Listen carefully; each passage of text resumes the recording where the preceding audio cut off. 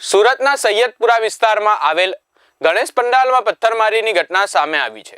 આ ઘટના બનતા ભયનો માહોલ ઊભો થયો હતો, જ્યારે બનાવને પગલે સુરત પોલીસ એક્શન મોડમાં આવી હતી। આખી રાત સુરત પોલીસ દ્વારા અસામાજિક તત્વોની ધરપકડ કરાઈ છે, જ્યારે મહત્વની વાત એ છે કે આ ગણેશ પંડાલમાં કઈ રીતે પથ્થરમારાની ઘટના બની હતી તેની માહિતી ગણેશ ભક્તોએ આપી છે।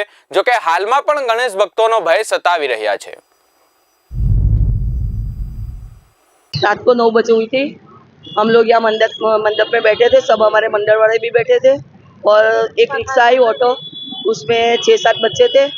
तो उसमें से एक ने पत्थर मारा, सीधा हाथ पे लग के, गणपति के हाथ पे लग के वो डमरू बनाया, उस पे के जाके गिरा और डमरू डैमेज हो गया। बस हमारे लड़के ने यहाँ से पलंग लगाई, उसको पकड़ लिया। बस वो हमारा कैमरे में भी कैद हुआ है, हमने पुलिस को बुलाया, उसको पकड़ लिया। तो 4-5 लड़के को पकड़ा है, बाकी के सब भाग गए।